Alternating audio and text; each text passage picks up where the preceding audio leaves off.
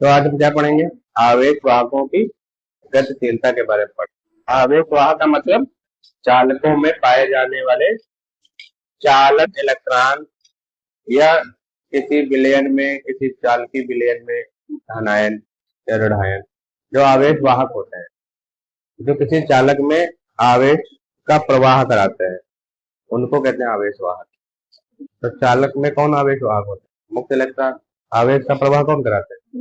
मुक्त इलेक्ट्रॉन कराते हैं। तो आवेश वाहक कौन हो गया? मुक्त इलेक्ट्रॉन। समझ गए आवेश वाहक क्या होता है? सिर्फ मुक्त इलेक्ट्रॉन को ही नहीं कहता है। आवेश वाहक उनको कहते हैं जो किसी चालक में आवेश को प्रवाहित कराते हैं, आवेश का प्रवाह कराते हैं, उनको कहते हैं आवेश वाहक। तो चालकों में आवेश वाहक मुक्त इलेक्ट्रॉन होते हैं, लेकिन अगर किसी विद्युत अपघट का जलीय विलयन हो, उसमें आवेश वाहक कौन होंगे? आयन होंगे। उसमें मुक्त इलेक्ट्रॉन थोड़े होंगे, तो वो भी आवेश वाहक होंगे, क्योंकि वो भी तो आवेश का प्रवाह कर रहा है। समझ रहे नहीं? नहीं होते, नहीं समझ में आया? जैसे किसी विलयन में, NaCl के विलयन में, जब इसमें NaCl घोलेंगे ना, बोलो, जल में, तो ये अपने आयनों में टूटेंगे कि नहीं टूटेंगे? ये Na पॉजिटिव Cl नेगेटिव, तो क्या इनमें तुम इलेक्ट्रॉन कहोगे? ये आयन है। हाँ, वो इलेक्ट्रॉन इसके पास चला गया, वो इलेक्ट्रॉन फ्री थोड़ा है यहाँ पर, लेकिन चालकों में इलेक्ट्रॉन फ्री है, और इलेक्ट्रॉन अपने ऊपर क्या लेके घूम रहा है? आवेश लेके घूम रहा है। समझ रहे हो नहीं? तो वो आवेश वाहक हुआ कि नहीं? ऐसे ही ये भी अपने ऊपर क्या लेके घूम रहे हैं? आवेश लेके घूम रहे हैं, तो ये भी तो आवेश वाहक हुआ, ये भी आवेश वाहक है। तो आवेश वाहक में तीनों चीजें आ जाती है, इलेक्ट्रॉन, आयन, दोनों चीजें आ जाती हैं। समझ गए? तो हम पढ़ेंगे आवेश वाहक, क्योंकि आवेश वाहकों की गतिशीलता के। मान लिया कोई चालक तार है, उस चालक तार में वैद्युत क्षेत्र उत्पन्न कर दिया विभवांतर लगा करके। चालक तार के सिरों पर क्या लगा दिया? ये चालक तार है, इसके सिरों पर क्या लगा दिया? विभवांतर लगा दी, बैटरी लगा दी। तो इसके अंदर क्या उत्पन्न हो जाएगा? वैद्युत क्षेत्र। वैद्युत क्षेत्र की दिशा क्या होगी? धन आवेश से ऋण आवेश की तरफ। ठीक, क्षेत्र वैद्युत क्षेत्र। तो इसमें इलेक्ट्रॉन जो होंगे वो अनुगमन वेग गति करने लगेंगे, अनुगमन वेग से गति करने लगेंगे। बोलो, तो इलेक्ट्रॉनों का अनुगमन वेग Vd और इसके अंदर उत्पन्न वैद्युत क्षेत्र E और अनुगमन वेग Vd, अनुगमन वेग Vd और इसके अंदर उत्पन्न वैद्युत क्षेत्र E, दोनों का जो अनुपात है ना, वही इसमें उपस्थित आवेश वाहकों की गतिशीलता के बराबर हो। आई बात समझ में? आवेश वाहकों की गतिशीलता और वो जिस वैद्युत क्षेत्र में है उसका वैद्युत क्षेत्र, दोनों का जो अनुपात है वो क्या कहलाता है? आवेश वाहकों की गतिशीलता। है बात समझ में? बोलो। और इसे हम न्यू से प्रदर्शित करते हैं। कहे से? न्यू से प्रदर्शित करते हैं। वेग लिखो, किसी किसी आवेश के अनुगमन अनुगमन अनुगमन वेग, अनुगमन वेग यानी Vd, चलो ब्रैकेट में लिख दो Vd। किसी आवेश वाहक के अनुगमन तथा आरोपित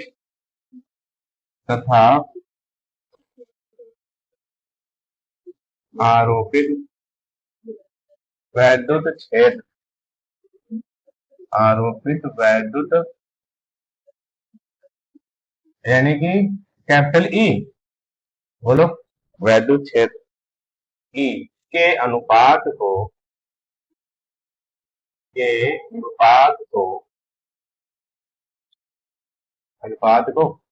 आवेश वाहकों की गतिशीलता कहते हैं। आवेश वाहकों या आवेश वाहक की गतिशीलता, आवेश वाहक की गतिशीलता कहते हैं। देखो सब लोग, समझ में आई बात? अनुगमन वेग Vd, विद्युत क्षेत्र उसके ऊपर जो आरोपित हो रहा है विद्युत क्षेत्र E के अनुपात को क्या कहते हैं? आवेश वाहक की गति। इसे म्यू से प्रदर्शित करते हैं। म्यू कैसे बनता है? ऐसे, इसे म्यू से प्रदर्शित कर प्रदर्शित करते हैं प्रदर्शित करते हैं। ठीक, म्यू से प्रदर्शित करते हैं। तो बताओ म्यू बराबर क्या होगा, बोलो। म्यू बराबर, अगर देखो वीडी से तो ऊपर हो जाएगा वीडी और नीचे क्या हो जाएगा, वैद्युत क्षेत्र। बताओ फार्मूला समझ में आ रहा है। म्यू बराबर वीडी अपान ई कहाँ से आया, ये ऊपर डिफिनेशन से आया, परिभाषा से। दोनों का अनुपात ही तो म्यू होता है।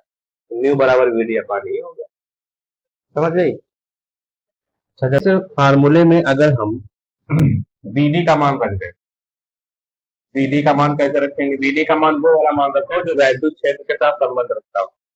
कल मैंने पढ़ाया था कि अनुगमन वेग और वैद्युत क्षेत्र में क्या संबंध है, पढ़ाया था। तो बताओ अनुगमन वेग और वैद्युत क्षेत्र में क्या संबंध है। वीडी बराबर क्या होता है, e small e to m m sorry. अब अगर इस वीडी को यहाँ रख दें तो हमको क्या मिलेगा, म्यू बराबर capital E small e tau अपान एम, फिर बचा फिर ई, ये तो होगा। तो ये जो ई है यहाँ आ जाएगा एम के पास, आ जाएगा। तो बन जाएगा म्यू बराबर ई स्मॉल ई टाउ अपान एम इंटू ई, बोलो। अब ई से ई कट जाएगा ना, तो क्या आएगा हमारे पास, ये आएगा म्यू बराबर, ऊपर क्या बचेगा, ई टाउ अपान एम, ये फॉर्मूला आ गया। ठीक, मोबिलिटी का फॉर्मूला ये है, या क्या कहते हैं, आवेश वाहकों की गतिशीलता का फॉर्मूला किस रूप में है ये क्रांतिकाल इलेक्ट्रॉन पे आवेश और उसके द्रव्यमान के पदों में है। सही बात समझिए, वो उसके वैद्युत क्षेत्र पर निर्भर नहीं करती, क्योंकि ई कट गया ना, यहाँ पे रह ही नहीं गया ई। अगर हम बीडी का हाँ कर देते हैं तो वैद्युत क्षेत्र पर निर्भर नहीं करती। ये तो मतलब हुआ, यहाँ पे लिख लेंगे। इसलिए म्यू का मान, म्यू का मान यानी कि आवेश वाहक की गतिशीलता किस पर निर्भर नहीं करता, ई पर निर्भर नहीं करता, यानी कि वैद्युत क्षेत्र पर निर्भर नहीं करता, नहीं करता है। समझ में आई बात, बोलो। इसके मात्रक के बारे में। अच्छा, एक चीज और देखो, यहाँ पे क्रांतिकाल समय है ना, और समय हमेशा पॉजिटिव में होता है। ई आवेश का मान है, आवेश का मान ये भी पॉजिटिव में ही रहता है, क्यों। और ये एम, एम क्या है, द्रव्यमान है ना, ये भी पॉजिटिव में रहता है। तो इससे ये पता चलता है कि जो म्यू का मान है ना, वो सदैव धनात्मक होता है, ये निगेटिव नहीं हो सकता। तो म्यू का मान सदैव धनात्मक होता है, धनात्मक होता है। ठीक, अच्छा, अब हम इसके अगर मात्रक के बारे में बात करें, म्यू का मात्रक, तो मात्रक कैसे निकलेगा बताओ। म्यू का मात्रक बराबर, यहाँ से निकालो मात्रक, इस वाले फार्मूले से, इस फार्मूले से निकालो मात्रक। कैसे निकालोगे बताओ, वीडी का मात्रक बटे ई का मात्रक। तो बताओ, क्योंकि ये वेग है ना, तो मीटर लिख दिया और प्रति सेकंड लिख दिया, बोलो। तो फिर बटा, बोलो बोर्ड पे देख रहे हो, ई का मात्रक क्या होता है, मीटर वाला रखो, वोल्ट प्रति मीटर। ई का मात्रक दो होते हैं वैद्युत क्षेत्र का मात्रक, वोल्ट प्रति मीटर और न्यूटन मीटर पर प्रति कूलम, ये तो होता है। अच्छा, तो अब इसको हल करो तो क्या बनेगा, मीटर बटे सेकंड गुणे, मीटर ऊपर चला जाएगा, ये वाला मीटर ऊपर चला जाएगा, है ना, मीटर अपान वोल्ट, तो क्या बनेगा, ये मीटर स्क्वायर हो गया। और फिर प्रति, प्रति नहीं लगाओगे, सेकंड वोल्ट, सेकंड वोल्ट एक वाला, तो एक तो मात्रक ये हो गया, अथवा करके यहाँ लिख लो, म्यू का मात्रक, म्यू का मात्रक बराबर ईडी का मात्रक, मीटर पर सेकंड, मीटर पर सेकंड, और बटे ई का मात्रक। अब क्या बनेगा, अब बनेगा मीटर बटे सेकंड गुणे कूलाम, ऊपर चला जाएगा और नीचे न्यूटन हो जाएगा। आप सही है, तो ये बनेगा कूलाम पहले लिख लो। कूलाम, कूलाम मीटर प्रति न्यूटन सेकंड, न्यूटन सेकंड। तो ये दूसरा मात्रक आ गया। अच्छा, गतिशीलता पर ताप का क्या प्रभाव होता है? अब हम पढ़ेंगे आवेश वाहकों की गतिशीलता पर ताप का प्रभाव। ठीक, ठीक है। ताप का क्या प्रभाव है? हेडिंग बनाओ, गतिशीलता, गतिशीलता पर, गतिशीलता पर ताप का प्रभाव, ताप का प्रभाव।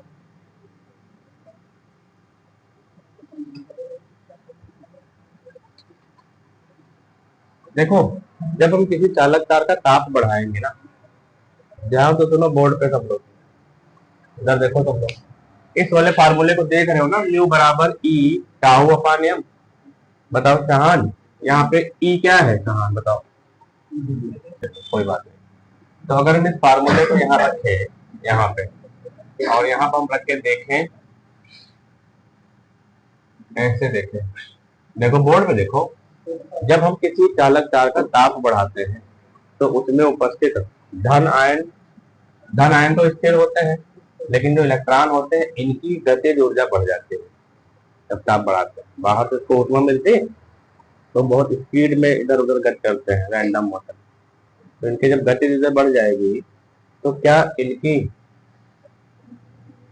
इनका क्रांतिकाल नहीं बढ़ जाएगा? क्रांतिकाल का मतलब होता है कि दो क्रमागत टक्करों के बीच, जैसे यहाँ पर एक धन आयन, एक यहाँ पे धन आयन, एक यहाँ टक्कर होने के बाद जस्ट इसके बाद यहाँ पे टकराया, है ना।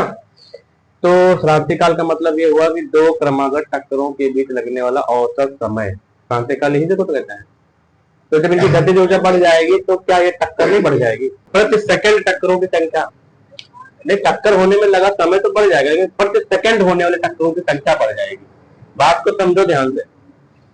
प्रति सेकंड मतलब एक सेकंड में अगर ये टक्करें 10 हो रही थी या 5 हो रही थे तो ताप बढ़ाने पर ज्यादा होने लगे टक्करों की संख्या है? हाँ, वेग बढ़ जाएगा, इसको हम तापीय वेग कहते हैं। तो जब ताप बढ़ाएंगे तो प्रति सेकंड होने वाले टक्करों की संख्या बढ़ जाएगी, और जब टक्करों की संख्या बढ़ जाएगी तब क्या होगा? टाइम जो होगा बीच में, जो टाइम लगेगा टक्करों में लगने वाला टाइम, जिसको हम क्रांतिकाल कहते हैं, वो घट जाएगा, है कि नहीं? और जब वो घट जाएगा तो हम कहेंगे क्रांतिकाल घट जाएगा। ये बात समझ में आई? तुम बताओ ज्योति, जब हम ताप बढ़ाएंगे तो जितनी तेजी से यहाँ से यहाँ टक्कर होती थी वो और तेजी से होने लगेगी। क्यों? पहले ये बहुत आराम से टक्कर मार रहा था, ऐसे आया, इसमें टक्कर लगा और फिर यहाँ टक्कर लगाया, तो यहाँ से यहाँ तक लगा टक्कर में जो समय है उसको तुमने कहा क्रांतिकाल, कहा कि नहीं कहा? अब तुमने ताप बढ़ा दिया, बहुत जल्दी से आया फटाफट टकराया, यहाँ टकरा के फिर यहाँ टकराया, तो टाइम घटा कि नहीं घटा? टाइम घटा मतलब टाउ का मान घटा, क्रांतिकाल घटा। आई बात समझ में? प्रति सेकंड टक्करों की संख्या बढ़ी, प्रति सेकंड टक्करों की संख्या बढ़ी, समझ गए?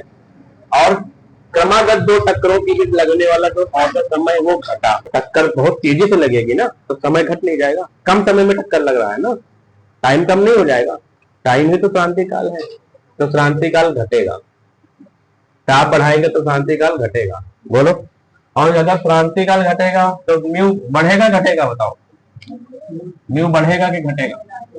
घटेगा ना। ताप बढ़ाने पर, यहाँ लिखें, ताप बढ़ाने पर होने वाली, प्रति सेकंड होने वाली टक्करों की संख्या, टक्करों की संख्या, टक्करों की संख्या बढ़ जाएगी, या बढ़ती है, लिख लो, बढ़ती है। ठीक, और जब टक्करों की संख्या बढ़ेगी तो क्रांतिकाल, क्रांतिकाल टाउ का मान घट जाएगा, है ना। टाउ का मान घटता है, जाएगा नहीं, घटता है। ठीक, और जब घटता है तो गतिशीलता पर क्या प्रभाव आएगा? तो आवेश आवेश गतिशीलता भी घटती है।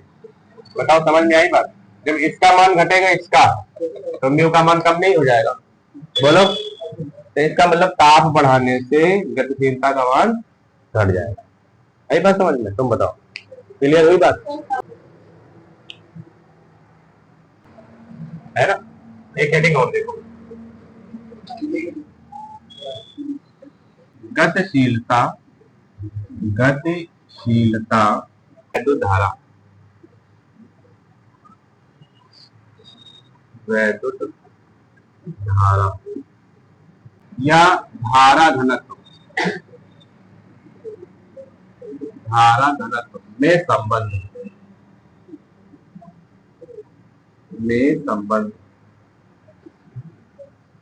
गतिशीलता तथा वैद्युत धारा या धारा घनत्व में संबंध। तो सबसे पहले वैद्युत धारा में संबंध देंगे गतिशीलता की, म्यू और आई में क्या संबंध है, म्यू और आई में क्या संबंध है। ठीक, तो सबसे पहले हम म्यू का फॉर्मूला लिख लें। म्यू बराबर क्या होता है? ई। बोलो, डी अपान ई लिख दिया मैंने। ठीक, ये पता है ना सबको, अभी पढ़े हो? अच्छा, वैद्युत धारा का फार्मूला क्या होता है? अनुगमन वेग और वैद्युत धारा में क्या संबंध होता है? अभी टेस्ट दिए हो। आई बराबर एन ई ए बी निकाले तो क्या बनेगा? बी डी बराबर क्या होगा? आई अपान एन ई ए, ये तो होगा। इसको कर दो समीकरण नंबर 2। समीकरण नंबर 2 का मान 1 में रख दो। म्यू बराबर बीडी हटा देंगे, बीडी की जगह क्या लगा देंगे? आई अपान एन ई ए अपान कैपिटल ई। तो म्यू बराबर क्या आ जाएगा? ये नीचे ऊपर चला जाएगा, तो आई अपान एन ई ए कैपिटल ई, या फिर ई इधर पहले लिख लो, ए एन ए ऐसे लिख लो, तब भी कोई दिक्कत नहीं। तो ये वैद्युत धारा में और गतिशीलता में संबंध आ गया। अब इसी तरीके से हम धारा घनत्व में संबंध निकाल लेंगे। धारा घनत्व का फार्मूला क्या होता है? धारा घनत्व जे बराबर क्या होता है? आई अपान ए होता है। बोलो, जे बराबर आई अपान ए होता है। अब इसमें हम किसका मान रखें? आई का मान ये वाला रखेंगे। आई बराबर जे इंटू ए। हाँ, यहाँ से आई बराबर इनका क्रॉस मल्टीप्लाई हो जाएगा, जे इंटू ए। अब इस आई का मान इसमें रख देंगे, आई का मान उपरोक्त सूत्र में रख देंगे, उपरोक्त सूत्र में रखने पर इसमें रखेंगे। तो इसमें रखेंगे तो म्यू बराबर क्या आएगा? आई की जगह क्या आ जाएगा? जे इंटू ए, ये तो आएगा। और नीचे कैपिटल ई ए एन, ए से ए कट जाएगा, ए से ए कटेगा तो क्या बचेगा? म्यू बराबर ऊपर क्या बचेगा? जे, नीचे क्या बचेगा? ई एन ई, बस इतना ही तो बचेगा। तो ये संबंध आ गया धारा घनत्व में और गतिशीलता में, समझ गए? और ये संबंध आ गया धारा और गतिशीलता में। आई बात समझ में? ठीक, बना लो इसको। ये संबंध है धारा और गतिशीलता में, और ये संबंध है धारा घनत्व और गतिशीलता में। ठीक, ये दोनों बस।